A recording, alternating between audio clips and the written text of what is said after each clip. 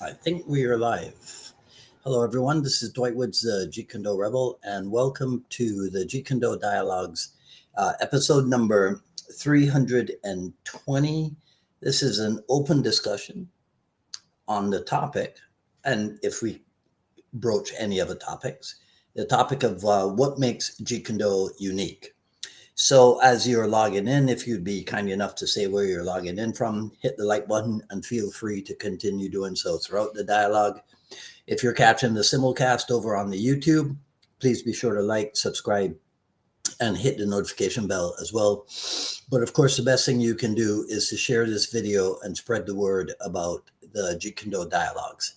Okay, so no dialogue partner for today. So that resumes in full effect next Friday.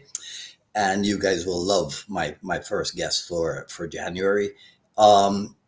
So the idea for today's topic, what makes Jeet Kune unique, came about a discussion I was having, I forget with whom, but it's this. Very often in Jeet Kune, what do? We go, well, Jeet Kune is different because Jeet Kune is based on simplicity, directness and efficiency or effectiveness or non-traditionalist or non-classicalist or whatever, right? Okay. So talk to any other martial artist and ask them if their system is based on complexity, indirectness, and inefficiency or ineffectiveness. And when will you get an answer to that question in the affirmative? Because there's no martial artist out there who says, oh yeah, no, we definitely based our system on complexity and indirectness. It ain't gonna happen. There's not any martial artist out there who's gonna say, oh yeah, we definitely based our system on being as ineffective as possible. So can we, that's where I wanted to start this discussion. Can we depend on just simple, direct, and effective as being the hallmarks of what makes Jeet Kune unique? Or is there anything else that you guys can think of? So let me make sure that we are broadcasting both on the Facebook and the YouTube and that people can hear me. Okay, so Terry Valor, back on top. We missed you. All right, Bucky is here and Chip Kelly. Hey, Chip Kelly, what's going on? Okay, so well, since you guys are the first ones on the show, do you have anything to contribute to the discussion? Bucky's asking if Bruce Lee was the founder.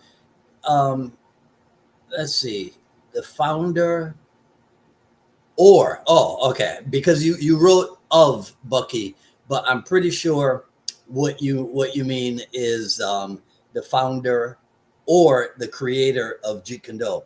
So my good friend Richard Torres, I actually picked this up from something that he said, that Bruce Lee was the founder, right? Not the creator. And if I remember correctly, the point he was making is that he couldn't be the creator because if Jeet Kune is based on Wing Chun, boxing, and fencing, those three already exist. So you can't create from something, I guess, ostensibly, you can't create from something that already existed. But you could take those three arts and found a new art, right? So in that in that context, I guess you could say, right, that he wasn't the creator, but instead he was the founder. But it's not that big a deal because people use the term create all the time, right? So yeah, okay. So we'll go with that for now, right? Um, oh, Bucky's on the money today. why can't money as we know it jive with Jeet Kune? I don't think that's true at all, because Bruce Lee made a fair amount of money with Jeet Kune as a private lesson instructor, right? Now, granted, his private lessons went to his private lesson, the fees that he charged, the 275 an hour fee, which is, I think that's like $1,300 in 2025 money. So those kinds of fees were to people who could afford it. Wasn't to guys who were coming to the Chinatown school or what have you. So I think money can definitely jive with Jeet Kune. It's all based on how you present it. Okay. If you can now, Bucky, I would admit, Chip Kelly's on here. Chip started training with me literally off the plane when I moved to Miami in '86.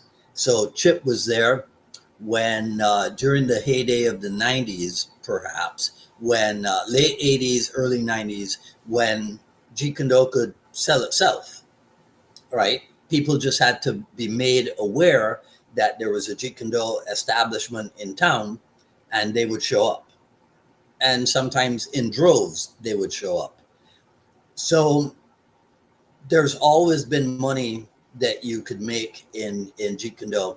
Now, as time went by, I would say that there was probably a decrease in popularity among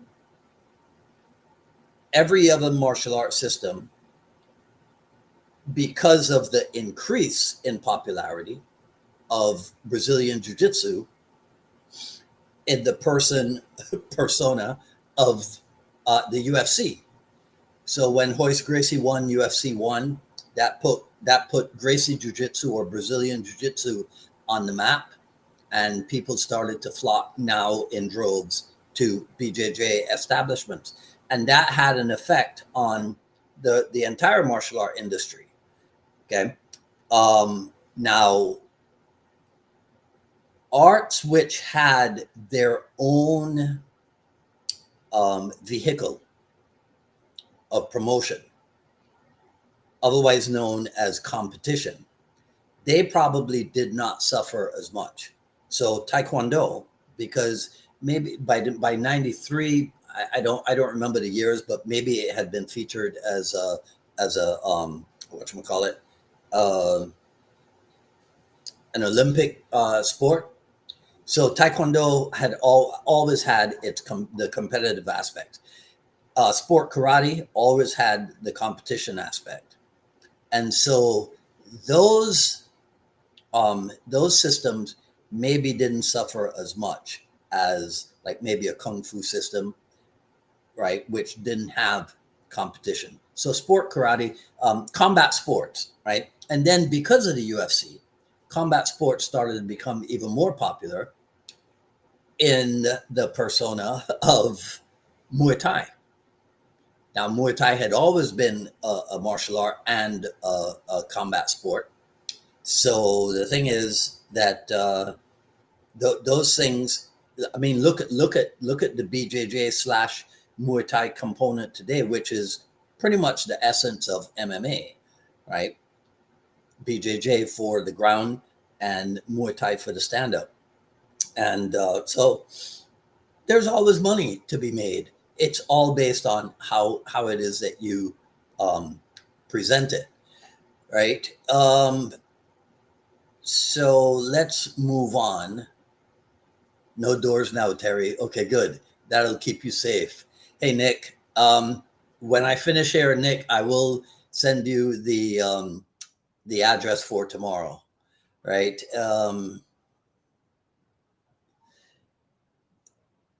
Okay, Bucky, this is an interesting one.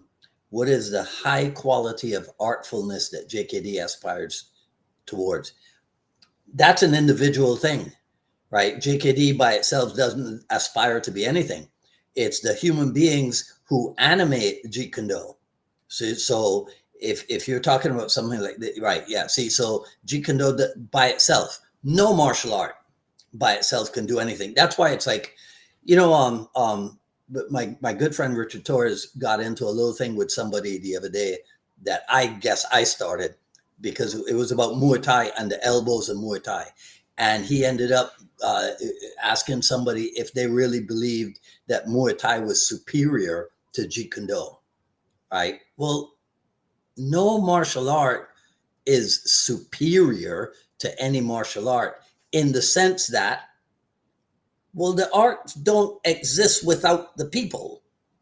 So now, are you saying that if somebody trains in JKD and they got into something with somebody who trained in Muay Thai, that Jeet Kune Do is superior to Muay Thai, so whoever it is in Jeet Kune Do will always come out on top of whoever it is from Muay Thai? That doesn't make any sense.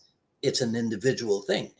It's who is better trained, and to a certain degree, upon whom do the gods of combat smile in that particular event, right? So the high quality of artfulness, the Jeet Kune Do does not aspire to that. You have to talk to people. You have to ask individual people what is their quality or their high quality of artfulness. What degree of artfulness, high quality artfulness, do they aspire to? So I can't answer that for everybody. My good friend Bob Lander says, what makes JKD unique is that it is a religion. It has both a guru and a pope of the JKD scriptures. Well, Bob, I disagree with you because aren't the guru and the pope the same person? So I don't think that that would make for a very good religion. I mean, you got to have like the father, and then you got to have the son, right? And you can't have the father and the son being the same person, right? Even though I know that in Christianity there is that there is what's the word? The word escapes me now, right? So yeah, so JKD is not unique as a religion because the guru and the pope can't be the same people, right? What makes Bob says what makes Jeet Kune Do unique, according to Ted Wong, is JKD man thinks like a fencer and moves like a boxer. Thinks like a fencer and moves like a boxer, right? Comment about JKD being based on Wing Chun boxing and fencing in 1965. He clearly deleted the Wing Chun because it did not fit his new structure. Okay, so Bob, I'll tell you this, right? If you dig into the history of Boxe Française Savate, for example, you might be surprised to find out that there is a fencing element in that, right? So now, if you think about how top-notch French kickboxers move and the way that they deliver their techniques, you can see that to a certain extent, there's kind of like a thrust in aspect to it. So if you watch particularly the chassé latéral, right? If you look at that, I can remember Salem talking about it hitting like a piston, right? And so even the word chassé is from the verb meaning to hunt, right? So to go after stuff. So I agree with you. Probably the first time that anybody thought about the hand as fencing, as far as we know it, right, might have been Bruce Lee with that idea of use the hand like a sword or what have you, right? At least in the West, because we don't know. I mean, over in the Philippines, Bob, you know this, the idea of the weapon or weapons training preceding empty hands training, that was a thing. So it might not be unique. What might be unique, this idea of fencer and boxer, what might be unique is, and this occurs, I think, in other aspects as well. Bruce Lee might have been the person to bring that kind of thinking to the forefront, but it doesn't mean that he was necessarily the only person to have thought in those ways. Because if in the Filipino martial arts, right, the idea of weapon movement or empty hand movement being based somewhat on weapons movement, then that's a commonality, to use one of my favorite Richard Torres words. So that's a commonality, but I don't know that anybody before 1967 and 70 and into 73, that anybody in the Filipino martial art community was being featured in the magazines and bringing that stuff out. But I get what you're saying about what Ted Wong said, thinks like a fencer and moves like a boxer. That's actually a pretty good saying. All right. Bucky wants to know, how can JKD still not be a style while MMA has become one? But MMA has not become a style. MMA is not a style of martial art. What MMA is an approach to martial art training. Because, see, if MMA was a style, then it means that everybody who trained in it would have to be training the same percentages. But what we have are strikers who round out their game with grappling, and not everybody rounds out their game with Brazilian Jiu-Jitsu for grappling. Some people round out their game with Greco-Roman wrestling. We probably have people who train everything. They train Muay Thai, they train Greco-Roman, they train freestyle wrestling, they train BJJ, right? Who the heck knows, right? They train Letway, whatever. So MMA is not a style, in my opinion. Okay, MMA is an approach to martial art training, specifically for ring sport, octagon sport, for competition. So MMA has not become a style, Bucky. I wouldn't agree with you on that one. Another thing you need about JKD, says Bob Landers, is 95% of its followers are instructors. That is funny, right? That is funny. But let's see. I wonder if that's true. I don't think that's true, Bob, because then that would mean that a huge percentage of the people who are instructors are not teaching anyone.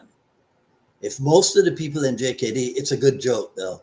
If most of the people, but under scrutiny, under examination, Bob, your statement falls apart, right? If 95% of the people training in JKD are instructors, then that means that we have to have a high percentage of instructors who are training not students. They're not teaching students. They're just a group of instructors getting together and training together. So I don't think your math is correct on that, Bob, but I like the sentiment. It is pretty funny. Bucky wants to know, what's up with all that Krishnamurti talk reflected in Bruce Lee's writings? I think Bruce Lee found, I personally am not a huge student of Krishnamurti, but I think that Bruce Lee was a product of his era, and I think that kind of new wave thinking featured very, very closely. So to the little bit that I understand about Bruce Lee and Krishnamurti's idea of dissolution, right? Like the nothingness of stuff, right, is an aspect that Bruce Lee found appealing. So no way is way, no limitation is limitation, right? There is no style.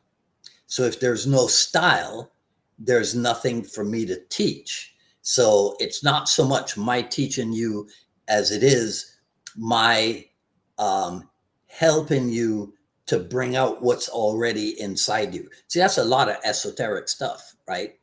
The truth about it is that Bruce Lee could teach you how to knock the stuffing out of a person.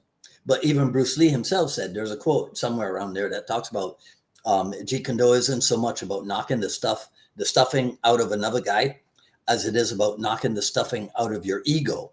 So there we go back into that esoteric philosophizing about Jeet Kune.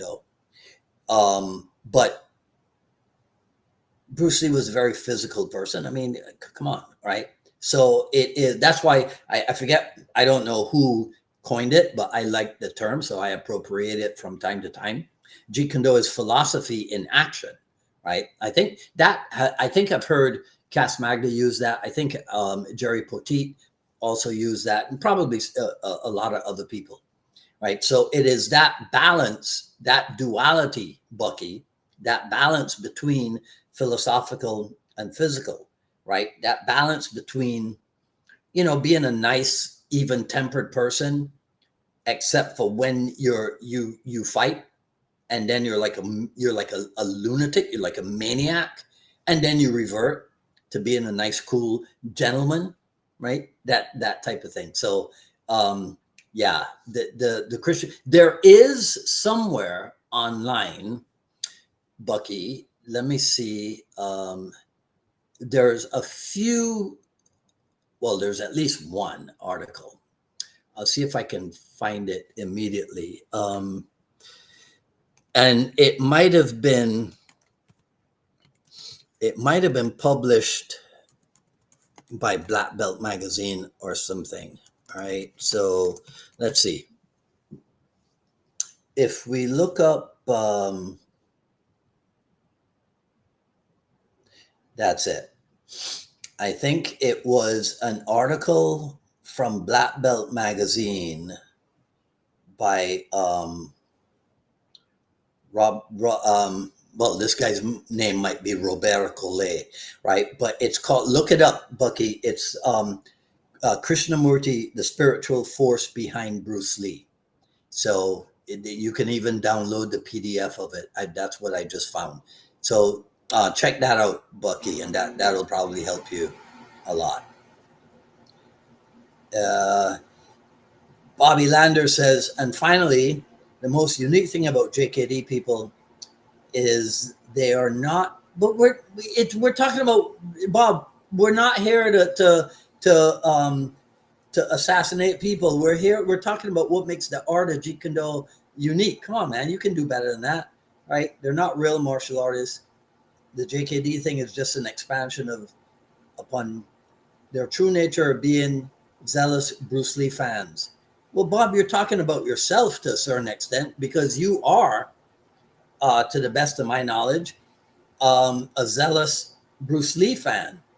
So I don't know if this is projection on your part, Bobby. Because I'm a Bruce Lee fan. I don't think I'm not a zealot about it. And so I think I'm going to disagree with you on this one too. The most unique thing about JKD people, because I don't think your statement is accurate in regards to most Jeet Kune people. You see? So, because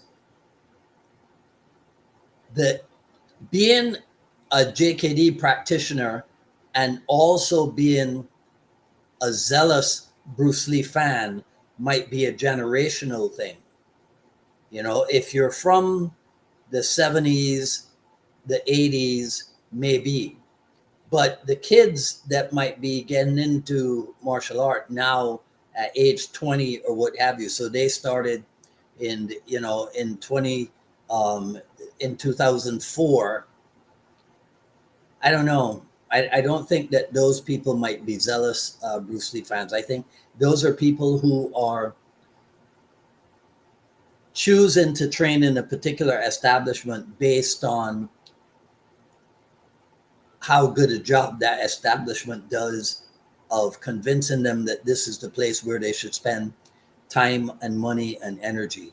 So I don't think that your statement is too broad, too all encompassing, Bobby. But good try. Nick says the unique part of JKD include the focus on honest expression of the individual and all that it entails. Yeah. If you,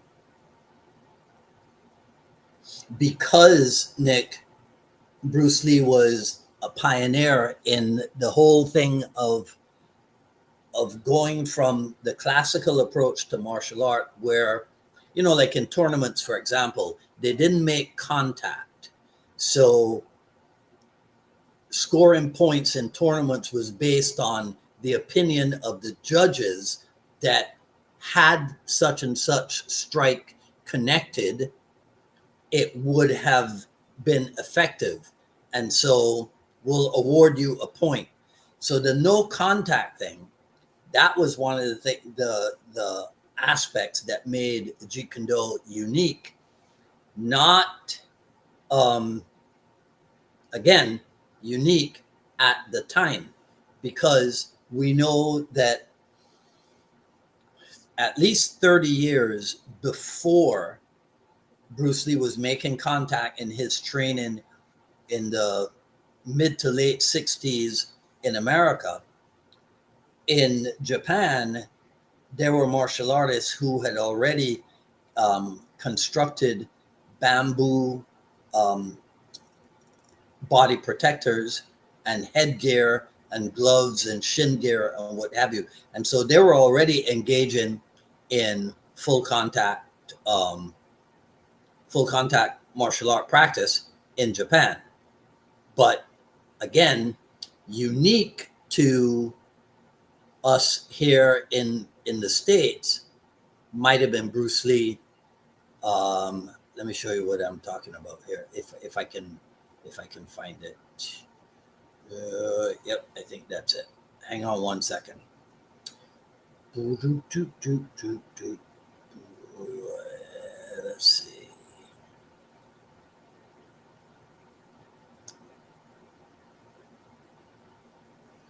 Yeah. So a lot of, for me personally, a lot of what makes Jeet Kune unique is that Bruce Lee was doing stuff at a particular time and brought it out into the open, made it a little bit more public as such. Not that JKD people were the only people doing it, but perhaps the other people who were doing it, they didn't have whatchamacallit, didn't have international superstars, kung fu superstars, right, as their main spokesperson. So I'm trying to get you, show you some pictures of the Okinawans and their sparring gear, but it's taking a while to upload them. So we'll come back to it in a second, Nick. Once I get them uploaded, I'll show you the images of it. Cesar says, in the spirit of absorbing what is useful, the Jeet Kune, the JKD concept says, oh man, there you guys go. Okay, so in the spirit of absorbing what is useful, Jeet Kune concepts has incorporated the learning of weapons of other countries, moreover Filipino weapons, such as exploring, okay, or the use of the tanto to Japanese. Okay, so Cesar, I don't know where the question is. Is the question about? Is the question of why more Filipino martial arts when it comes to weaponry? Why more Filipino martial arts than Okinawan Kobudo or what have you? I think that might be the question, which is an easy one. Why would Filipino martial arts resonate more with some JKD people than other systems? Well, because the Okinawan Kobudo is classical, traditional. The Filipinos, right, didn't have that mindset, right, in terms of a traditional classical art, because the Filipino arts were combat based. They didn't go through a transformation from jutsu to do. And so Filipino martial arts were always combative in nature. There was never a thing about, oh, we're doing this for cultural advancement or what have you. But more importantly, I mean, or more obviously, not even importantly, Filipino martial arts, I mean, it's just a thing that happened, right? But Dan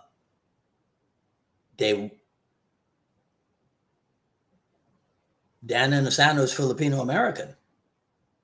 Richard Bustillo is Filipino American. And they were partners in founding the Kali Academy. The Kali Academy was the place where, at the time, JKD notables, JKD luminaries, that's where they went to train. That's where the training was conducted, right? So it's just a natural outgrowth of Inosanto being Filipino American, that the Filipino weapons arts became, but that doesn't mean that nobody looked at, for example, okay, Cesar, you don't live here in the States, so I don't know how it is in your neck of the woods, but think about this, right? In the old days, and if I had my equipment bag here, I could pull out each of these for you. So in the old days, law enforcement had the billy club, right? Then when martial arts started to become a popular thing, law enforcement gravitated towards martial art training in some degrees, in some regards. And so a thing called the PR-24 became the sidearm for some law enforcement agencies. And the PR-24, if you remember what it is, I'm trying to modify something here. And next time I'll have an equipment bag with me. But the PR-24 was based very much on the tonfa from Okinawan Kabuto, right? So it had the handle, it had the sight handle, and then it had a shaft that went down the forearm like that, right? So the PR-24 was shaped somewhat like that. Now, if you were to look at Inosanto's book, Absorb What is Useful, you would see them showing how the stick in the Filipino martial arts can move so much faster than that PR-24 or the tonfa or what have you. So why Filipino martial arts? Because they already had, or if they didn't already have it, it was easy for Inosanto and his collaborators to, excuse me a second. It was easy for Inosanto and his collaborators to apply Jeet Kune ideas to the Filipino martial arts. If you read in the art and philosophy book, what was known as trap in hands in JKD was very similar to what was called check-in, right, in Filipino martial arts, or even safety factor in Filipino martial arts. Richard Bustillo in the art and philosophy book talks about how, since both arts emphasize the lead hand, because you carry the weapon in the lead hand, that too was a similarity. And so there are a few different factors. If I have I haven't even scrolled down to see if you replied to my question, Cesar. I'm just assuming that I'm correct. So that's why the Filipino martial arts would have been somewhat of a natural vehicle, right? I could show you a picture of Sifu Dan holding a pair of cold steel tantos, right? Because now when it comes to knife, we don't care where the blade comes from. We're going to adapt it. So in fact, it's pretty funny. But again, if you weren't there, you wouldn't be aware of this. But for a very long time,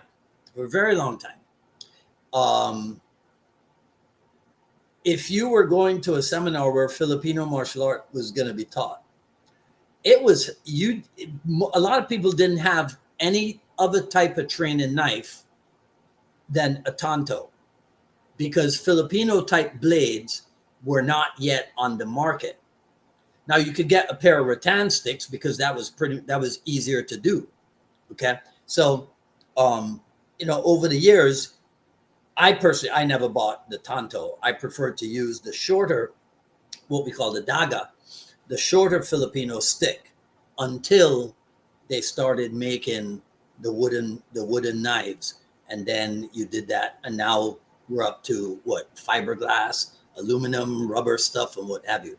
Right. So the blade, any kind of blade would have been adopted. The staff, again, would have been adopted. So the Joe, the 3-foot staff, the 4-foot staff, even the sibat, what we call sibat or bangkao, those things would have been readily adapted because they're more efficient than the tonfa or the jabang, what they call the sai. Although the jabang, we could do a lot of damage with that.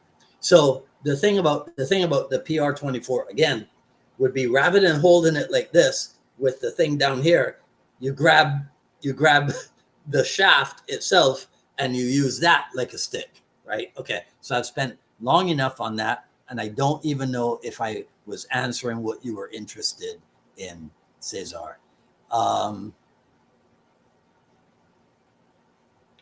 Nick says that it leads me. Yeah, and Nick, the stuff that I was trying to upload, I think I tried to do too many at a time, so they never uploaded. But damn, yeah, I'll see. Let's see. Yeah, no, they never uploaded. All right, hang on one second. Let me see if I can get one of them, because I don't want to leave you hanging without knowing what I was talking about. Let's see. Let me see if this one will upload.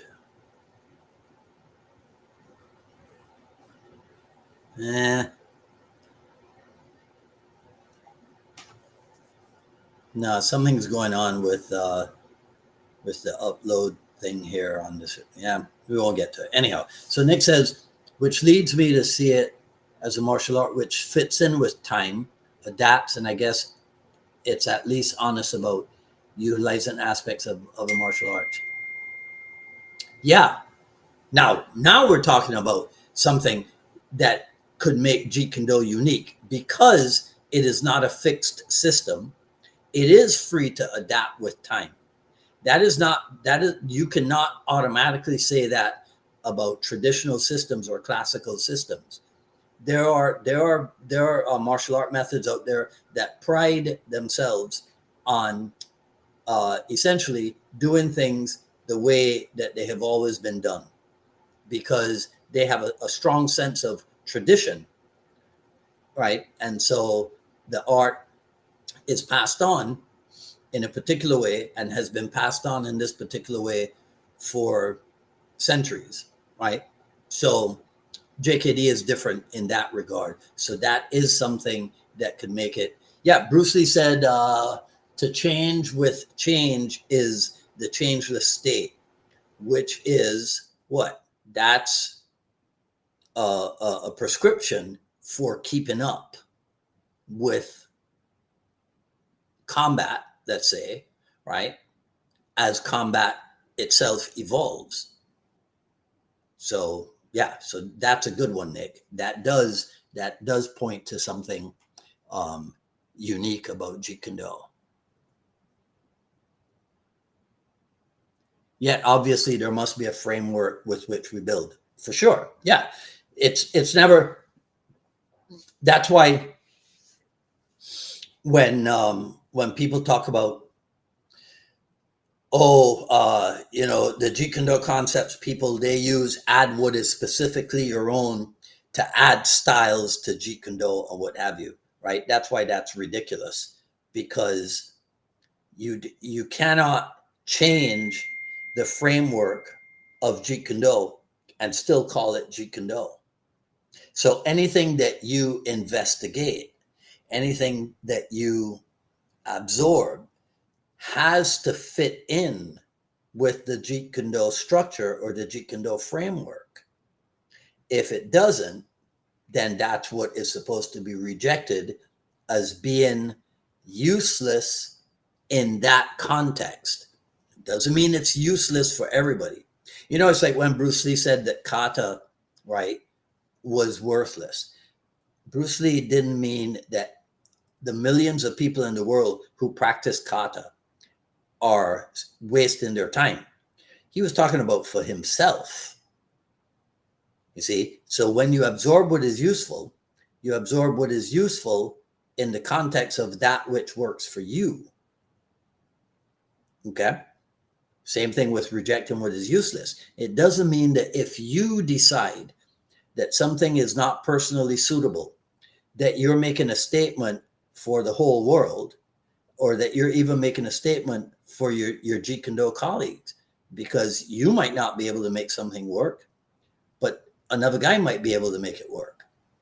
So in that regard, it's useful for one person, it's useless for the other person. All right. So and I'm having no luck uploading media items. Why is that? In fact, I just realized something. Let me see.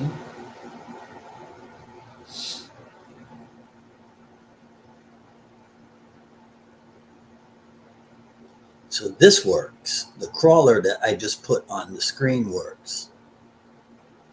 Yeah, I'm going to have to talk to the people that support about why I wasn't able to upload images. Right.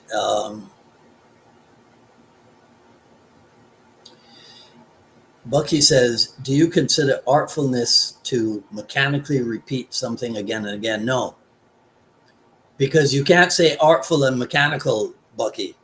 See, those two are not congruent, right? So artfulness is not going to be, you're not going to develop that if you're being mechanical, right? Now, will repetition lead to artfulness? I think it can, but the repetition cannot be mechanical, because mechanicality,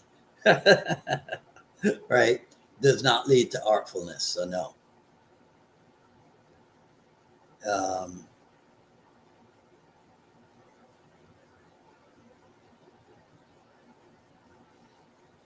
Oh man, Peter, I hope you're still on for me to yes, the Holy Trinity is what I was talking about, but there was another word I was looking for, but that will do, Peter. Thanks so much. The Holy Trinity. Yes.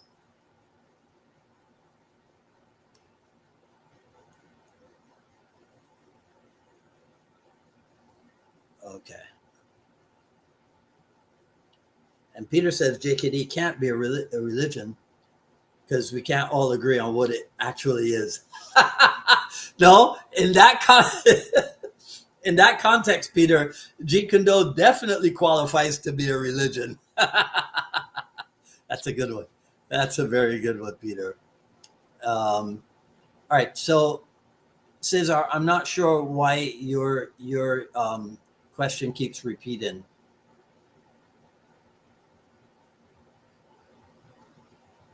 Justin Earhart says that Xing Yi spear combat put into hand to hand. Right. Yeah. See. So yeah, I'm not surprised to learn that there's somebody. I mean, it's inevitable. It's inevitable. People end up having, different people in different parts of the world will end up having similar ideas, right? If not identical ideas right, about stuff. So yes, okay, so Jingyi, they put spirit combat into their hand to hand. Very good. Thanks, Justin. Yuski says that MMA is a competition framework and not a style at all. Right, exactly. Thank you, Michael. Jesus Santiago, how you doing? Right, Peter, I think is expanding on that. There's no clear definition of MMA as a style.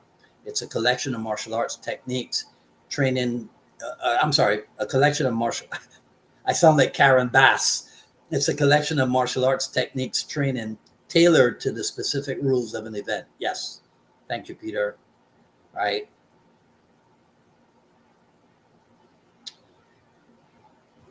Bob Landers says Joe Lewis, who was an in-person student of Krishnamurti, said that Bruce Lee used Krishnamurti to give his JKD a philosophical dimension. Yes, Bob? Yep, agreed. Bucky says, can man be set unconditionally free? No, because again, Bucky, if we go free and then we go to mechanical, see, it's the mechanical thing, right? Because if I approach my reps in a mechanical way, then no, that keeps me stuck at the second stage of sophistication, or at the second stage of a technique, right? The mechanical stage. The mechanical stage is that one wherein people they fall in love with the possibilities when it comes to techniques, the seemingly infinite variety or variations in techniques and what have you. Okay. And as Bruce Lee cautioned, they can sometimes become intellectually bound because they start thinking in terms of my style versus your style and which one is superior, that type of thing, which is interesting, right? Because we talked about that earlier. And if you are a staunch, Bruce Lee and Jeet Kune advocate, how can your mindset be so diametrically opposed to Bruce Lee's mindset when you want to promote yourself as a Jeet Kune person, right? So no, mechanical repetition, no, Bucky. Freedom is not found in mechanical repetition. Freedom can be found through repetition, but creatively, more creatively than just mechanical. Because think about what mechanical means, right? Machines work there's maybe in your world, Bucky, right? But in my world, take for example, a machine like an airplane. An airplane works the same way every time. Okay? Until you change the design and now it works differently from the previous design, but that new design, because it's a machine, it works the same way all the time. Perhaps in the world of transformers, right, that's something different. But most machines. So when you introduce the idea of being mechanical in it, I don't see that as a vehicle towards ultimate freedom. No, it's got to be, there has to be an element, right, of non-mechanical in your repetition in order to lead to that ultimately. Right. Ricard Ankerson checking in. Nice one. Right.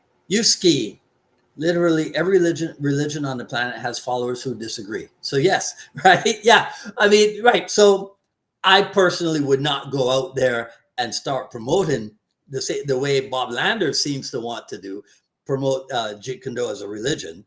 But yeah, I mean, people have made comparisons or contrasts with Bruce Lee as a figurehead, right, of a movement in similar vein to Jesus Christ as the figurehead of another movement, right? And then you have the branches, and then you have the disciples, right? Pun intended, who write books and develop their own followers. Okay. And then you have perhaps the followers of the disciples, some of them fallen, or disciples fallen out, having a disagreement among themselves, and then their followers, right? And then a follower ultimately having a disagreement with a disciple, and so branching off and doing his own thing. I think we might find a lot of parallels in Jeet Kune and in religion for that, for sure, right? Ron Reagan, what's happening?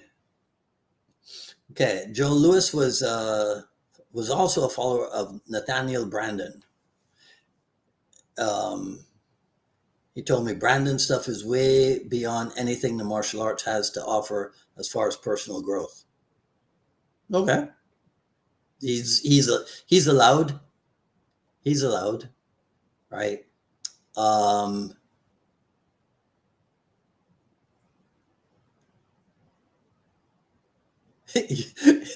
Yuski says, Bob, did you see what Mike Yuski said to you? You're too young to act like a cranky old man. Right? Terry Valor says one thing about JKD, it allows each person to put their personality into the art. Yeah, it's got to be. It's got to be. The guru. So for those of you who don't know, when Bob Landers says the guru, he's talking about Dan Inosanto. So Dan Inosanto once told me that JKD and Bruce Lee attract a lot of kooks. Irony much, Bob? Right.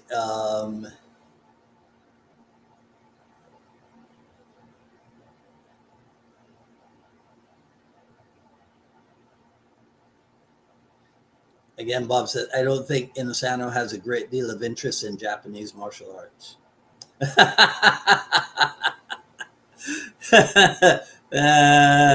I know where that comes from, Bob. That's very smart of you.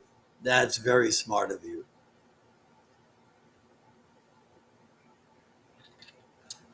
Except that he did train in Okinawan karate, and he did train in judo. So there was a point at which he had some interest in Japanese martial arts, right? Frank Nordquist says that FMA goes with JKD like bees go with nectar. That's a nice one. Right? Cesar says then they were limited by his Philippines ancestry instead of universal approach of JKD. No, not at all, Cesar. Because like I said, right? So maybe you didn't hear. Maybe you had turned off the computer or the phone or something, Cesar. What I said was, right, that the Joe, the Tanto, not so much the Tonfa, right? Not as much the Sai, even though the Filipinos and the Indonesians do have a version of the Sai that we call Jabang, right? So it's the way that the Okinawan weapons, the Japanese weapons, it's the way they are trained. So in the same way, Cesar, that Japanese empty hands, right? So if I block like this and reverse punch like that, that's not going to fit in with the structure of JKD. See? So now, if you take, I don't have any weapons here with me. I do have one dagger, right? But if you take, where's the other dagger going? Whatever. Okay. So now, take, for example, the tonfa. So like I told you, you hold and the shaft runs down here. And if you have they do the same kind of motion with that weapon. So here's the thing. It's not that weaponry in JKD was limited by Filipino ancestry. Not at all. Not at all. Because we could take the it's the training method. So again, maybe it was coincidence. I don't know. Right. But it was the training method. So remember that JKD was about non-classical, non-traditional training. So block and hit was dispensed with in favor of simultaneous parry and hit. Okay. So unless in the classical systems and in the classical weapon systems, they were training like that. So think about it, right? Think about how they train kendo. Okay. So they have the shinai, okay, and then it's this thing, and then up, wham, right? So the training methods were not. The training methods, Cesar, were too conventional. They weren't unconventional enough. But Filipino martial arts, see, because think about this. Filipino martial arts as it started out as like tribal stuff and family stuff before they gained the sophistication of this style and uniforms and a school and all that type of stuff. So take, for example, if you look at the Doce Paris group in The Way of the Warrior, in The Way of the Warrior documentary, the training hall for Doce Paris was like an extension of Kakoy Kenete's house. So if that doesn't show the family aspect behind this, right, I don't know what does. So the reason why, and I'm using your phraseology, the reason why in Jeet Kune concepts, people didn't go to Okinawan or Japanese Kobudo and they went to Filipino martial art is because primarily, yes, Inasano's Filipino ancestry, but perhaps even as importantly, the training methods of those Kobudo systems were classical and therefore too classical and therefore eliminated from the training the training method, right? Because you would have to solidify. Okay, if you did that, you would have to solidify your weapons training, and so the weapons training had to be something that was fluid, like the empty hands training, and the Filipino martial arts seemed to fit that bill more so than anything else. Doesn't mean, however, that you wouldn't have, let's say like if they had a sparring session, right, that you wouldn't have somebody go double stick versus the shinai, or somebody go single stick versus well, no, we didn't have. Now we have rubber jabangs, so you could spar with those, I guess. But again, I don't want you. I want you to really get this, Cesar. It's not that people are like, oh, no. It is not a limitation. It is not at all a limitation that it ended up being an emphasis on Filipino martial arts. It's not a limitation. Because you take the weapons from wherever and you bring them into the training and they're going to end up being modified anyhow. But there would have been so much modifications necessary if you trained in like a traditional Okinawan Kobudo system, right?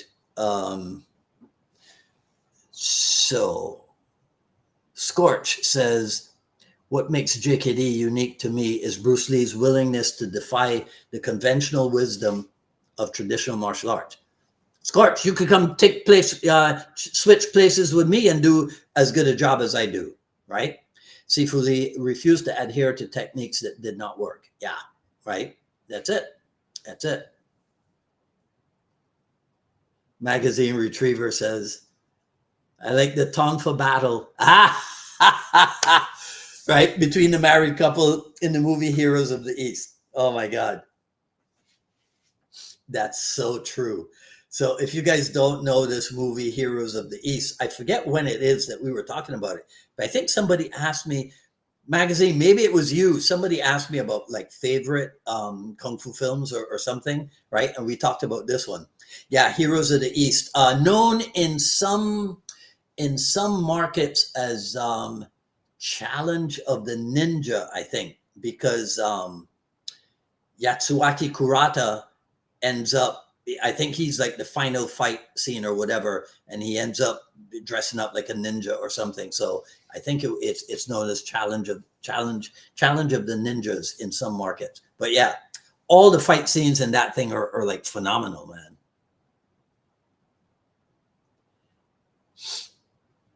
Tim Becker, safely ensconced in the Santa Monica Marina del Rey area. Thank God, Tim. I'm so glad that you guys are safe, right? Tim says, what really surprises me, how the JKD folks who really love and swear by eye pokes are also big haters of Kali, and you really don't get a more eye pokey art than empty hand Kali. I think I might start using that phrase, Tim, an eye pokey art, right? Yeah. Well, again, it's because, Tim, if it's as simple as this, if Bruce Lee had said something about the Kali that was recorded in some shape or form, we'd have no problem. You see? So they don't have any record of him. In fact, the only record that they have is the one that that Sifu Dan was quite willing to share, which was when I first showed Bruce Lee Filipino martial arts, he took a dim view of it. So they latch on to that because they can go, oh, Bruce Lee had a dim view of Filipino martial arts. Yeah, maybe he did in 1960 something, but maybe by the time 1973 rolled around, he was like, you know, this is some pretty good stuff. I could use this in movies. So it is not enough for them. See, they're not capable of extrapolating. So it's not enough for them that Bruce Lee chooses to use double stick in Enter the Dragon. To them, that is not an endorsement of any sort. Okay? Now, Bruce Lee is free to choreograph the fight scenes in Enter the Dragon pretty much in any way that he wants to. He chooses to include double stick, right? But because there's no record of Bruce Lee saying, writing, or whatever, this double stick stuff, I think this would work. See, they can't extrapolate. But in the same paragraph that Sifu Dan talks about Bruce Lee taking a dim view, he also says that Bruce Lee ad-libbed Largomano. And he said, I don't know what you call it, but this is my way. So the Bruce Lee way of Filipino martial art is Largomano. Now, when you watch him use double stick in Enter the Dragon, it's mostly Largomano. So it goes back. Cesar, I hope you're still listening to this. So it goes back, see? So Bruce Lee was able to apply the Largomano idea of Filipino martial art, which is essentially longest weapon to closest target. So that's another example. Thanks, Tim. I'm glad that you brought this up because now I can expand on my answer to Cesar. So that's an example of a connecting thread, once again, between the JKD approach and the Filipino martial art approach. I don't know that Okinawan Kabuto has long range, middle range, and close quarter. I'm not sure. I don't know. But again, I'm just giving you the examples as they come to me, Cesar, for why there's a commonality, right? Okay, Tim, once again, Timmy, I'm glad that you guys are safe and doing fine, right? Justin Earhart says, the tonfa can be used more defensively while sticks look aggressive. Not necessarily, right? Because when I see people now using the telescopic version of a Kali stick, right? The asp or whatever it is that they call it. I don't see anybody thinking in terms of that being aggressive. I mean, nobody even considers, when you see law enforcement people, you don't find their firearm to be aggressive, right? So, and the thing about the tonfa or the PR-24 being used more defensively, you can use any weapon defensively. I know though, but when you think about it, the shape of it, yeah, and it lends itself so immediately to blocking, right? So yes, it does have an image. I'll agree with you, Justin. It does have perhaps an image of being defensive rather than offensive. Yeah, okay. I'll go with that for now, right? But anything can be used offensively or defensively, right? And then the idea of the public image. See, I think it depends on. It might depend on the part of the world that you're in, because I haven't been back to Barbados in 5 years, so I don't know if. And I didn't hang out with any cops when I was there last, so I don't know if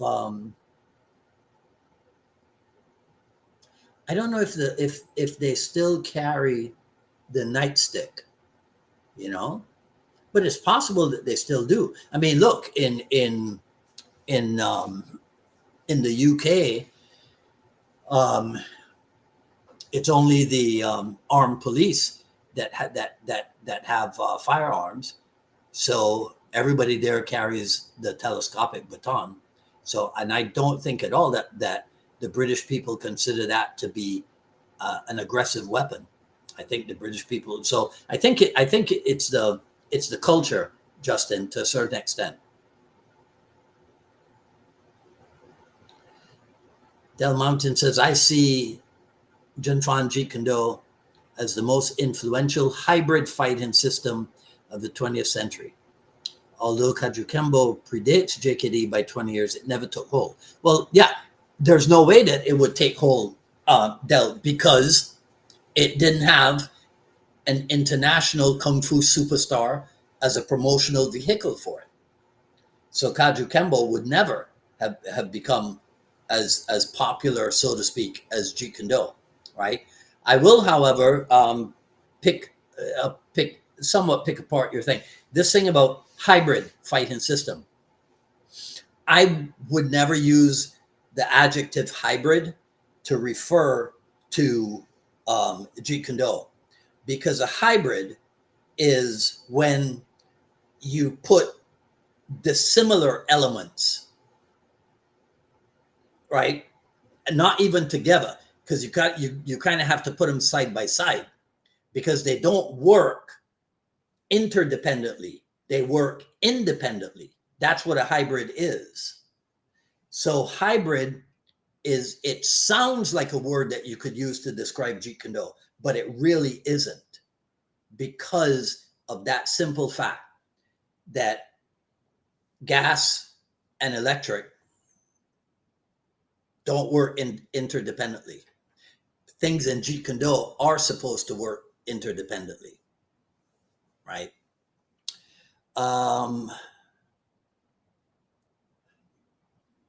Mark Black says, mechanicality is a great word. Yeah, I'm real good at that. I'm real good at that. I'll tell you something. So let me see if I can remember. because you know how we always talk, Mark, about simultaneous in Jeet Kune, right? Simultaneous parry and hit and what have you. And so I think I came up with the word, but then sometime after I came up with it, I checked, and I think it you can find it in some dictionaries, but not others, right? So this was my whole thing.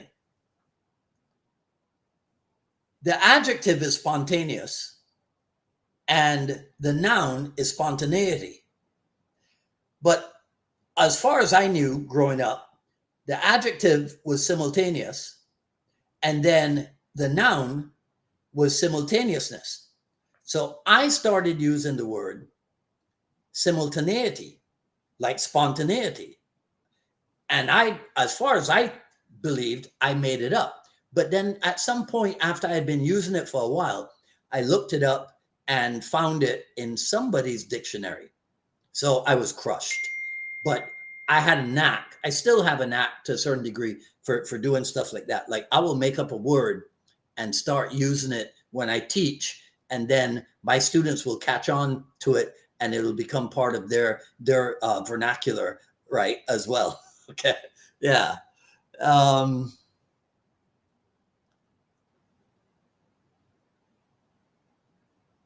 Okay, Bucky says, "There's no way is way and no limitations of outside of the." Bucky, you're going to turn me off every time that you use the word mechanical. So there's no way is way and no limitation is limitation outside of the mechanical process. Again, right? See, because you can't have the start of the sentence be about freedom and then the end of the sentence be about restriction. So no way is way and no limitation and limitation are definitely outside of any kind of mechanical process. Because, once again, machines work in a particular way. Unless it's AI. I don't know, right? So the mechanical process of agree and disagree. Well, I don't know what you mean by the mechanical process of agree and disagree, Bucky, because I don't know that that's naturally or automatically a mechanical process, right? I think the process of agreeing and disagreeing can be quite fluid.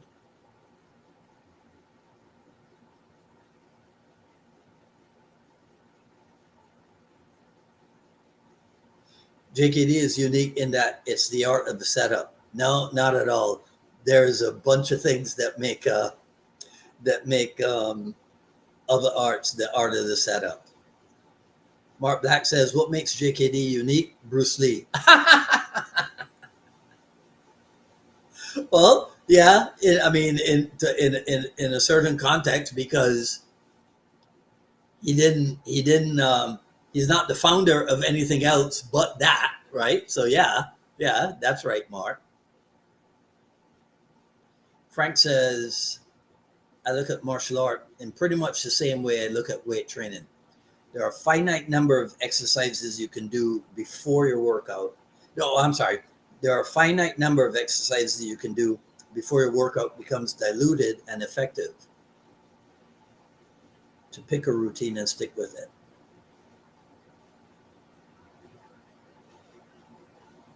A finite number of exercises you can do before your workout becomes diluted and ineffective.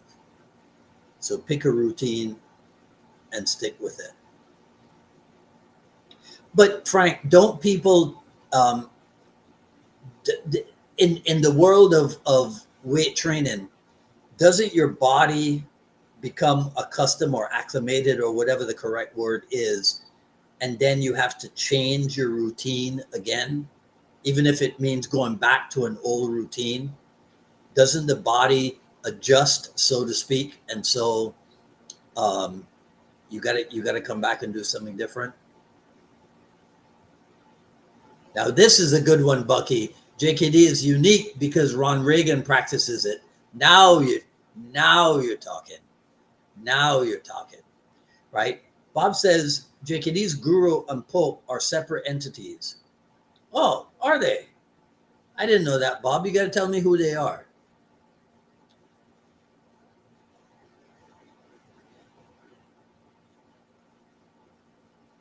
Third world tribal arts and JKD go together like bleach and ammonia. No, you're wrong. But again, Bob, remember, you didn't stick around long enough. You became too disenchanted with Inasano. So you have no idea what you're talking about. So you're dead wrong in this instance, right? Well, you're right for you. Right?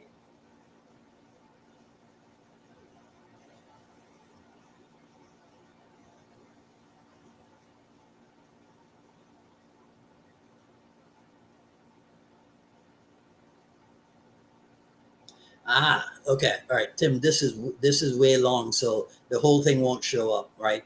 But Tim is yeah, Tim, man, I'm so glad when you show up. So this thing about Inasano and no interest in Japanese martial arts, right? Thank you, Tim. My God, I should slap myself upside the head for forgetting this. So Japanese Shuto, right, aka shoot wrestling, uh, Dan Inasano is one of the biggest promoters of it here in the U.S. and also trained in it. And I should have remembered this. Again, I should kick myself in the head, Tim. Thank you. Right? Because I went to at least two of Sifu Dan's private lessons with Yuri Nakamura. So how could I forget that? Yes. So, and I know that the people from Aikido something, and well, now, so Tim says that Sifu Dan has been talking about Aikijutsu since midsummer 2024, but I could tell you that Sifu Dan, he um remember, it was, what was the name of the guy? Tim, check this out.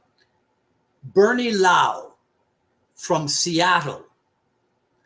Ask Sifu Dan about him and about, I want to say the guy's name is Robert Dugan, right? Robert Dugan. Ask Sifu Dan about those guys because I believe they were his connection to Aikijutsu way back in the 80s, right? So yeah. Yep. So yes, thank you, Tim. Inasano has no interest in Japanese art. Right. Um, in one of his books, Sifu Dan mentions training in judo with Hayward Nishioka. Now, I don't know if Sifu Dan himself, I don't think I've read that magazine, but definitely Bruce Lee spent time with Hayward Nishioka. So I don't know who Inasano's judo instructor would have been. I can't remember.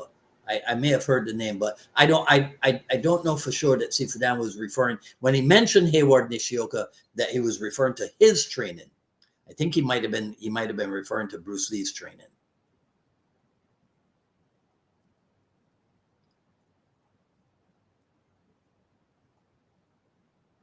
James Bishop says his favorite kung fu film is The Crippled Masters.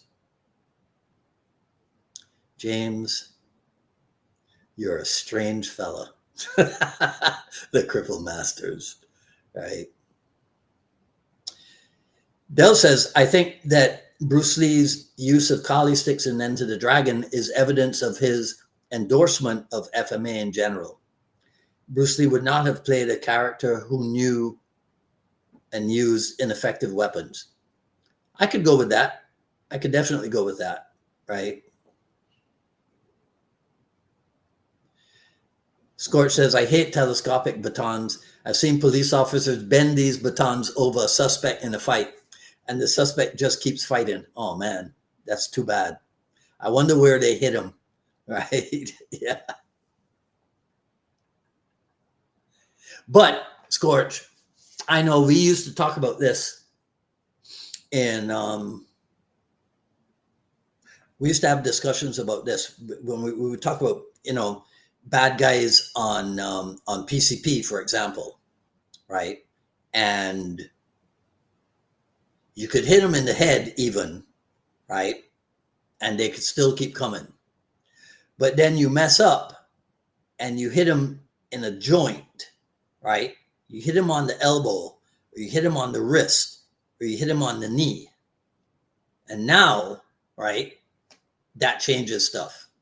But you hit them here, you hit them here, right? You hit them in the torso or whatever, and nothing happens. But if you're lucky enough to get a joint, right? But then this is the other thing. See, if you can incapacitate the knee, even the guy that's still high on drugs, if his knee isn't working, might not be able to come after you. You know what I mean, right? But yeah, I know what you mean though about the telescopic.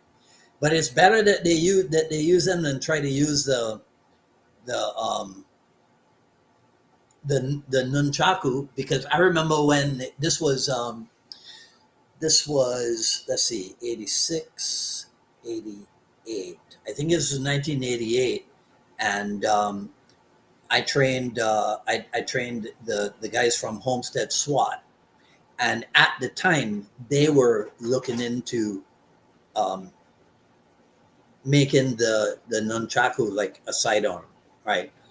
And I'd like to think that I talked them out of it when I introduced them to Filipino martial art, right?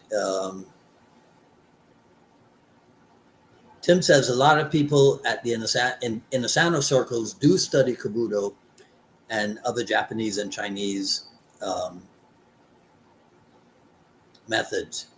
FMA was looked at more for weaponry, was the more sophisticated, applicable to combat training methods, as one would see when using the concepts and principles of JKD as a filter. All right, good. Thanks, Tim.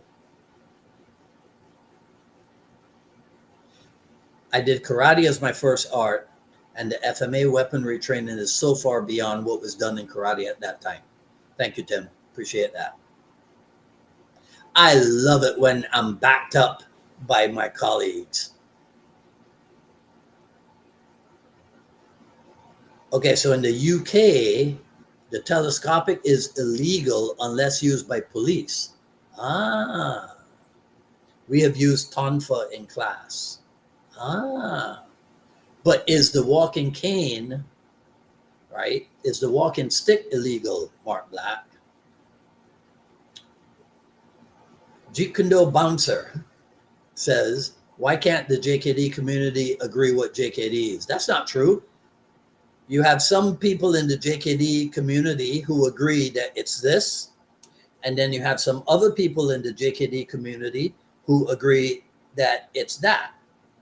So actually, there are people in the JKD community who agree on what JKD is. All right. Hey, Cisco, what's up? McSure says the body adapts to stress. Okay. Tim says Bob doesn't realize there isn't a third world anymore. I know. I know, right?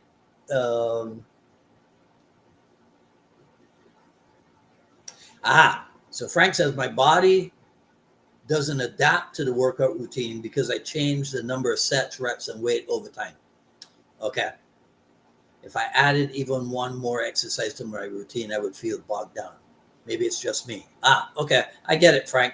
What about you say you change the number of sets, the reps, and the weight. So it's always the same exercises. Is there a possibility of change, and you're still working the same muscle group, but you change the exercise itself? Or do you just stick to the same exercises and just play with the set numbers, the rep numbers, and the weight numbers?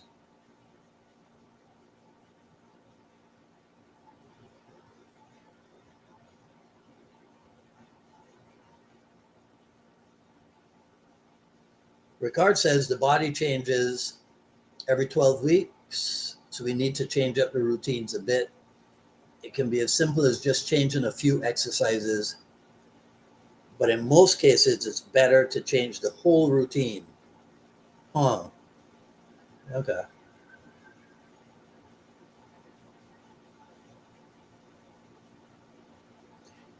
David Hatch says our bodies are mechanical. As humans, we have the ability to make the human mechanics fluid and flow. A steel rod versus a steel chain. Both mechanical, but one is more flexible than the other. I like that, David Hatch. Nice. Nice one. Hey, Joseph. Magazine says, I will email you the source. Okay, cool. All right. JKDRebel@gmail, in case you don't have it, Magazine Retriever. All right. Zane Isaac says, if the joint is at all functional, they'll keep fighting. It happens in fight sports all the time, right? A fighter blows his knee every way possible in the first round and fights 25 minutes on it by sheer willpower. Joint attacks are pain compliance and therefore unreliable.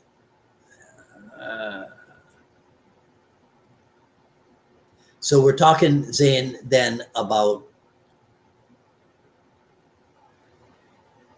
incapacitation. But how can a fighter blow his knee every way possible in the first round and fight on it in 25 minutes? I mean,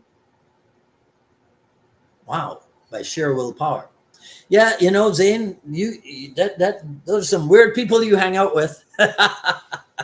I'm just kidding. But yeah, I guess adrenaline will do a lot for you, huh?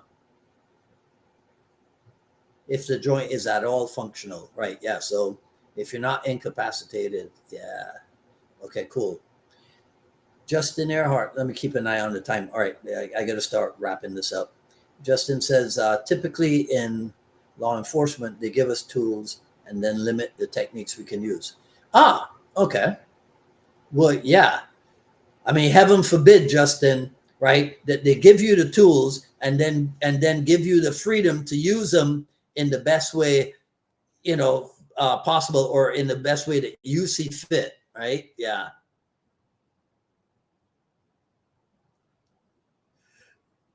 Frank Nordquist says, I think that collectively speaking, the JKD community can agree on what JKD is, but specifically their disagreements. Man, yeah. And you're right. They don't amount to a hill of beans. They don't even, forget a hill of beans. They don't even amount to a spoonful of beans, right? Because this is the thing, right? Okay. Here's one thing we can all agree on, like Mark Black said. What makes Jeet Kune unique? Bruce Lee, right? Okay, so Bruce Lee, in designing his symbol for his art of Jeet Kune Do. Oh, look, I got the shirt. I'm wearing, wait, what do you do, Dwight? Right? I get the shirt right here. Okay. Using no way as way, having no limitation as limitation, right? Okay. So if you are a stalwart advocate for Jeet Kune Do, right? You're like, yeah, I got a collection of memorabilia. I got a school. I got students. I teach internationally, whatever, right? So you're an adherent of the art of no way as way. So then if somebody else has a different way, you argue with them? I thought it's the art of no way as way. And understand that when I say it is the art of no way as way, I am not saying it is the art of any way, right? Because the art of any way and the art of no way as way are two completely different things.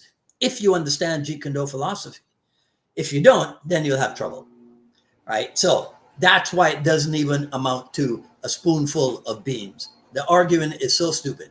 Now, as somebody who gets involved in the arguments on a weekly basis, y'all might think that I am that I am what's the phrase? Speaking out of both sides of my mouth, or whatever the phrase is, right? The reason why I talk about this is because if only one, let's use a topical term, if only one narrative gets pushed or promoted, then that becomes the truth. And so if anybody, I don't care who it is, but you know who you are, wants to get on here and, let's say, for example, put up an image of Dan Inosanto and a quote attributed to Dan Inosanto, right? And you just put that up. Now, see, some people don't know your methods. Other people know your methods. So when you do that, other people know exactly where you're headed with that. And so it's just against stuff like that primarily that I will get involved in the back and forth. But I will, and you'll probably hear me say this again. I am not interested in an argument that has been going on for, well, no, because I'm real old, so it's been going on. It hasn't been going on for as long as I've been alive, but it's been going on for a long time. I am not interested in the argument. I am interested, however, when you want to discredit certain individuals in JKD and try to build up other people while tearing him down. That I'm not going to handle. I'm not going to stand by, right, and let you do. But I am very, very interested in moving past the whole, my brother can beat your brother, right? That type of stuff. Okay. All right. So let me just make a quick here. All right. Hey, Simon Alpin.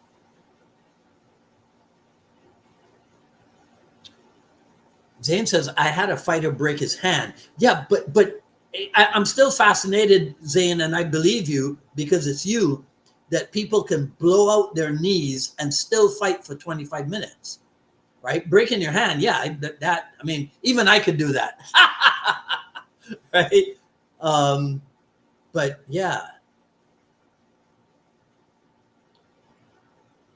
Michael Perez says, JKD kills traditionalism to allow creativity and freedom to flow. There's another old, and again, it might be a Black Belt magazine article, right? It was very interesting. I don't know if I have it, but it was very interesting. I mean, I have it in magazine form, but but if it's Black Belt, I might be able to find it in Google Books. If it's Inside Kung Fu or some other, then not so much. But it was actually an article about Bruce Lee, Jeet Kune, and the idea of tradition versus traditionalism. And if I remember correctly, Michael, it was pointing out that Bruce Lee, in being creative, was actually being a traditionalist when it comes to martial art, because it made a distinction between tradition and traditionalism, if I remember correctly. You know what? Let me see if I can find it, because I found the Krishnamurti thing, right? Bruce Lee, traditional versus traditionalism. Let's see.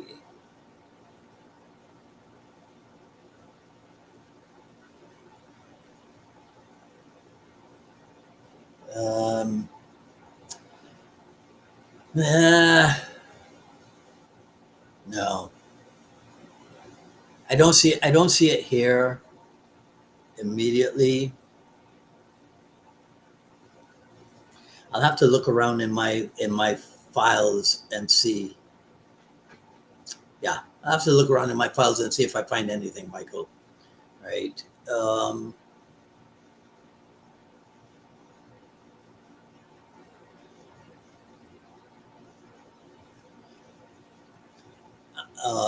Mark Black says, no way is way. Do we dissolve the way? Yeah, Mark, we dissolve the way to the point where Jeet Kune becomes invisible. Alfred Magnan says use in no particular way. Alfred, I'm trying to remember if we were together in Fort Myers at the Dan Lee seminar when what's the name of the guy in Fort Myers? A JKD Wing Chun guy. Oh gosh, I can't remember his name. But I wonder if you were there, and that's where Dan Lee says using no fixed way as way, right? Yeah, nice one, Alfred. Okay, Simon Alpin says that JKD is unique in that it stresses that you look within rather than styles. You look at the tools and targets, use the principles that he stressed, look at the best ways to move and train the body, scientific.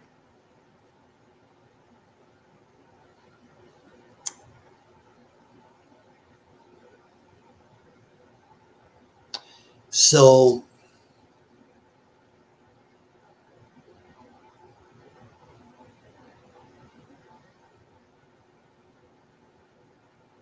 okay, Simon, do you think that it's possible that somebody in another style other than Jeet Kune looks within, right? Within that style, looks within themselves, looks at the principles that govern what they do in that style, right?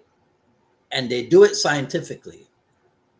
And they look at the biomechanics behind their techniques, the kinesiology behind their techniques, and then they go out and pressure test it even within their style, right? So in other words, do you think that take Brazilian Jiu-Jitsu, for example, right? Do those guys look within their style? Okay. Do they look within themselves? Do they train the body? Do they train in a scientific manner? So in other words, in order to develop the lock-in, right, and what have you, do you think that they might have looked at the biomechanics and the kinesiology involved in locking a joint, right? Do you think that in Brazilian Jiu-Jitsu, they pressure test their stuff against others? And do you think that in Brazilian Jiu-Jitsu, whether they use the phrase find the cause of your own ignorance, do you think that in working Jeet Kune, in working Brazilian Jiu-Jitsu, that they do experience epiphanies, that they do come to deeper understandings or realizations about their art? See, because you're saying that those are the things that make Jeet Kune unique, right? That you look at the best ways to move and train the body. You don't think that in Brazilian Jiu-Jitsu, they look at the best ways to move and train the body? You don't think that in Brazilian Jiu-Jitsu, they pressure test their stuff? You don't think that in Brazilian Jiu-Jitsu, that in the decades that it has become popular, that people have taken a scientific approach to it? Do you think that it's possible that Brazilian Jiu-Jitsu may have attracted physicians, right, of all fields who have done studies on the biomechanics and the kinesiology behind Brazilian Jiu-Jitsu? I'm just asking. I'm not saying that they have. I'm just asking what you think, Simon. And we might not have time to go through it on today's show.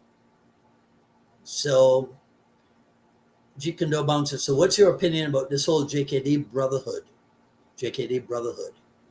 I don't know. I don't know if that's a particular organization, but if you're talking about an informal thing, you know, like the brotherhood that I have with the people at the Magda Institute, if you're talking about the brotherhood that I have with Tim Becker and the people at the Inasano Academy, if you're talking about the brotherhood that I have with Chris Kent and Burt Richardson, right? You know, my seniors. If you're talking about something informal, then that's not a thing, right? But if you're talking about, I don't know about if there's a specific organization called Jeet Kune Brotherhood, and if there is, that doesn't automatically make them a cult, does it? Right? And wasn't Bruce against cult and brotherhood? I don't know if Bruce Lee was against the idea of brotherhood. I don't know that. I know there's something where Bruce Lee said that Jeet Kune Do was not an organization that one could be a member of, but that doesn't mean that he was against the idea of camaraderie, you know, amongst Jeet Kune Do practitioners, right? Zayn Isaac says, Thiago Silva versus John Jones, just to name one such knee injury. Okay, cool. All right. And Vulcan Cook says, I blow my knee out on a daily basis. I must have a different idea because I've never blown out a knee. My biggest knee problems were Osgood-Schlatter disease as a kid, and now as no longer a kid, right? Now I think that's where that dreaded arth disease thing, you know, is making its presence known in my knees. But yeah, so I have no experience in blowing out a knee and still fighting on it all the time. I guess it's not that unusual then, right? Magazine says, I found an article where Inosanto says he trained in Shudo with Yuri Nakamura. Oh yeah, that you can find for sure, right? Dell says there are numerous sources that mention Bruce Lee training with Nishioka, but not Sifudan. Yeah. Simon says it's the mindset that frees you. The mindset of, well, yeah, it is a mindset. Nick says that Francis Fong was very much JKD vibe with his Wing Chun. Oh yeah, yeah. We were talking about this. Shoot, when was it? Sometime this week, right? That Sifu Francis is one of the few Wing Chun people that I know who has looked beyond or gone beyond, right? I'm pretty sure that he is the Wing Chun person with whom Sifu Dan has had the longest relationship. I'm pretty sure of that, right? And yeah, I remember when we first saw, about 30 years ago, we first saw Sifu Francis in his Friday evening section of the Southeast Conference, and he went heavy into the grappling, heavy. And I'm looking at what he's doing, and for me, right, I didn't see it as specific grappling techniques, because it looked to me like what he was doing was almost, probably not exactly doing this, but it looked to me like he was making it up on the spot. And by that, I mean that he had an idea of where he was going, but then being a Wing Chun guy, he was just going with the energy of what happened. And it looked to me, I called it, Wing Chun on the ground, because it looked to me, and to this day, I still feel like his approach to grappling, even though that now, after collaboration with Yuri Nakamura, Eric Paulson, and who knows who else, that there are specific techniques. I still think that Francis Fong's grappling is like 95% Wing Chun informed, right? And then the 5% is like grappling principles, if you understand what I mean by that, right? Yeah. But yeah, Francis Fong, he's the guy. Mark Black says, could I dissolve Jeet Kune and not use any of the Bruce Lee eras at all? I mean, get rid of Jun Fan entirely, theoretically. Could I dissolve Jeet Kune and not use any of the Bruce Lee eras?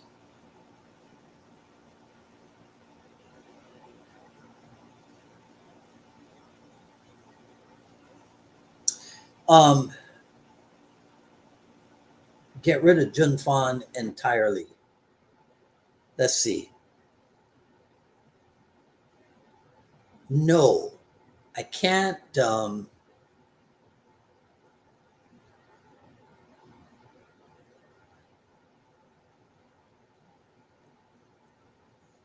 So let's say I'm trying to think of an analogy that I can use, right? So let's say that transportation, getting from point A to point B, is the thing, right? And I decide that I'm gonna get rid of my car.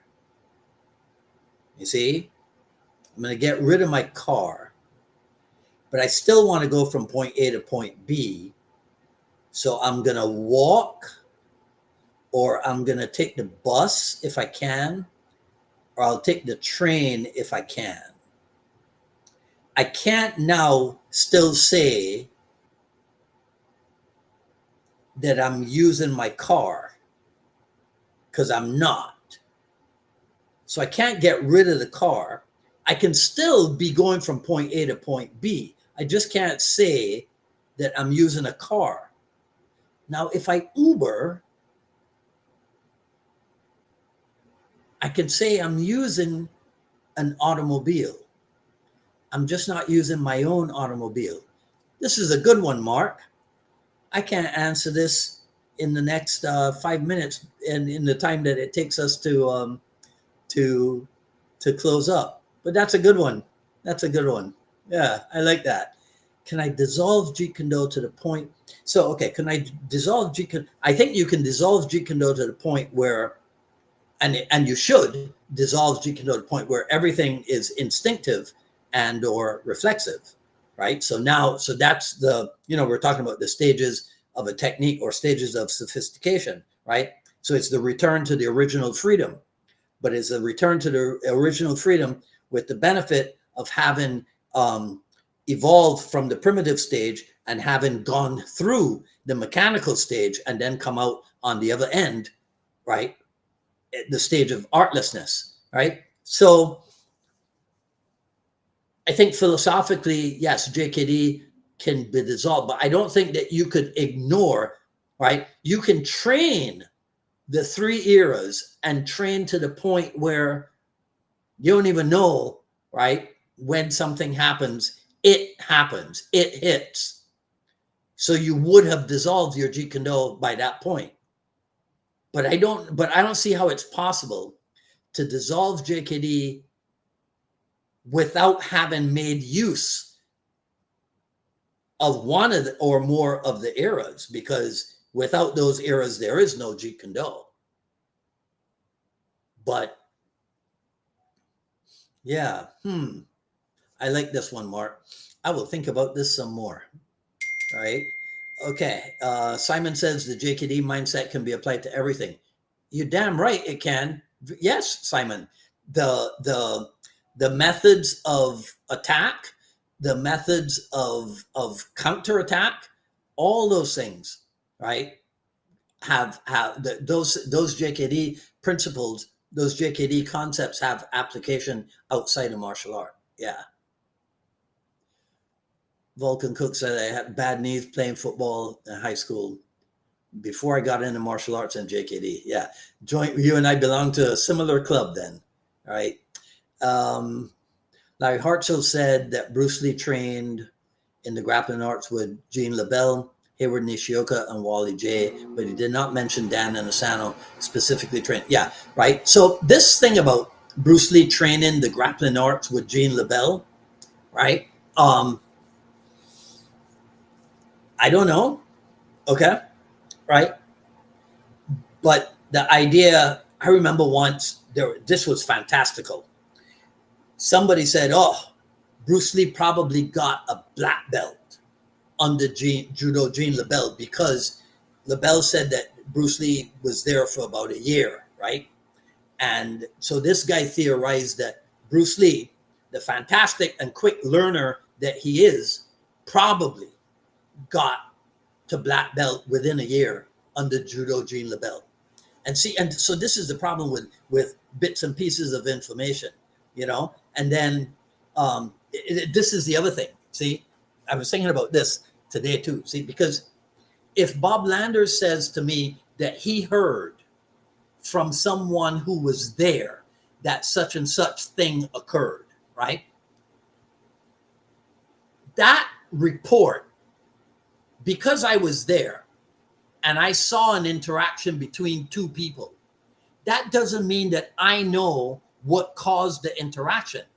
Now I could go tell Bob, and I could tell Bob, I think that it was because of this and it was because of that. But guess what? I don't have a friggin' clue.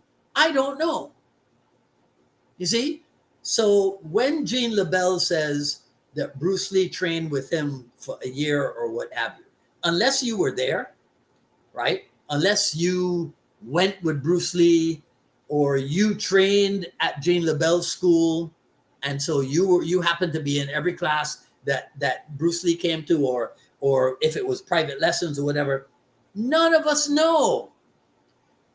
What we do know about Jean LaBelle, bless his soul, is that he was a master at promotion. Okay, that's what we know, right? And so, you know, I've done it myself where, in fact, I was having a conversation with about uniqueness and specialness, right, with my good friend G. Anthony Joseph, and I was telling him how my business mentor Dan Kennedy, how he taught me to think, right, about things like your unique selling position or your unique sales proposition, right? What in business they call the USP and what have you, and how you could apply that to aspects of your personal life. Forget your professional life, but aspects of your personal life as well, right? And so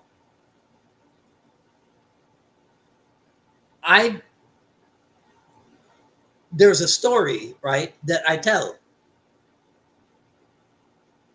But the way I tell the story doesn't mean that it's exactly the way that it happened. But the story is told in a way to get across a particular point.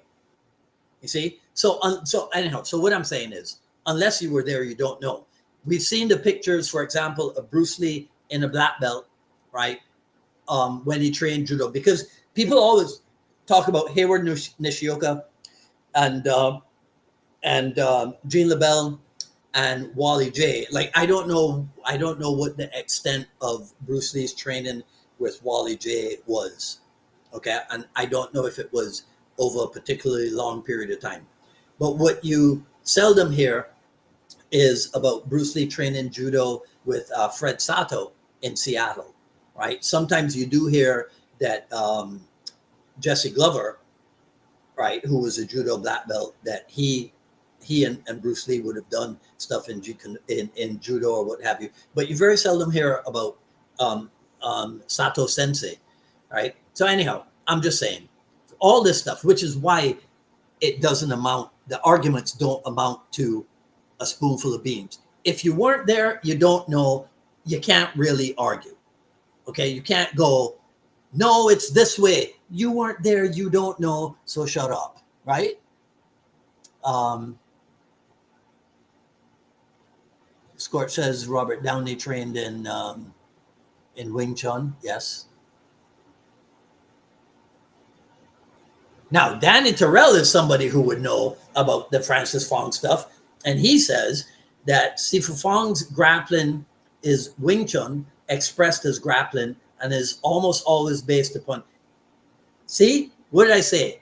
I love it when my colleagues back up what I'm saying, because I don't know. Danny Terrell has been with Sifu Francis for an extremely long time, so he would know, right? So I was on the right track. Thank you, Danny. I appreciate that.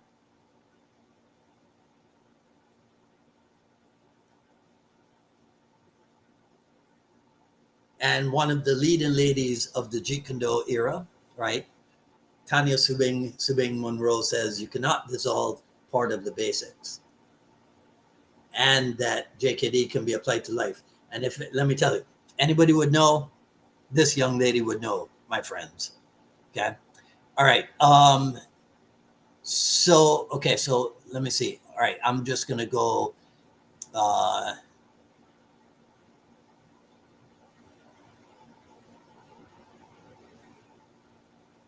Tim says he did, unless he was lying when he would go train within a sano and practice a lot, and he would say, I got this from Jean LaBelle. Okay. Um, yeah, but Tim, does that mean that he went to train with LaBelle, or is it just something that LaBelle showed him on the set of Ironside or Marlowe or whichever one, or Green Hornet, right? And then it worked its way into a training session within Asano, which is different from Bruce Lee actually going over to Jean LaBelle's school or what have you, right? Simon Alpin says the only time JKD can be dissolved is when you are moving with unconscious competence, right? Yes, right. The stage of artlessness, but it has to abide with the principles. Yes. Tools, targets. Yes. Otherwise, it can't be called JKD. Exactly, Simon. Right on the money. Right. Okay. And Magazine Retriever says Roddy Piper legitimately earned a black belt under Jean LaBelle. Ronda Rousey ascertains, and she borrowed Piper's moniker for MMA. All right, cool. Okay. All right. So we're coming up on the 2 hour mark, guys. So I'm going to sign off with you guys now. Scorch says, I view Larry Hartsfield as a credible source when it comes to Bruce Lee's grappling training. So do I, Scorch. So do I. Right. Okay. All right. So that will be it for this evening's program. Thanks for hanging out with me, and thanks for all of the questions and comments and excellent feedback. Guys, I really, really appreciate it. Okay. So to wrap this up, please, if you haven't yet received my invitation to follow and or like the new page, JKD Drills, please just go to it on Facebook and follow me over there and throw a like on it as well. This is something that I've been working on for a while, and will be releasing in due time. Also, time is growing even shorter and shorter for Titans of JKD. Number 4 here in Miami, first weekend of February. Go to titansofjkd.com for full information. That's titansofjkd.com. You can support me and the program at paypal.me/unifiedma Miami, paypal.me/unifiedma Miami, and that's where you'll find the raw but edited version of the Jeet Kune journey, paypal.me/unifiedma Miami. And last but not least, you can support, again, me and the program over on the YouTube by becoming a paid subscriber of the Jeet Kune Dialogues YouTube channel. Just click on the join button, and it'll take you to the page where you can see all the different levels of membership available over there. And that will do it for today's program, ladies and gentlemen. Those of you in Los Angeles County, I hope that things continue to die down, and that you guys get back to a state of normalcy as quickly as possible. If everything works out, Tim Becker, I will see you in a couple weeks. Right? I might be soloing again, but we'll see. Right. Okay. So to everybody else, you guys enjoy your weekend. This is Dwight Woods, the Jeet Kune Rebel, signing off. Talk to you soon. Take care. So long.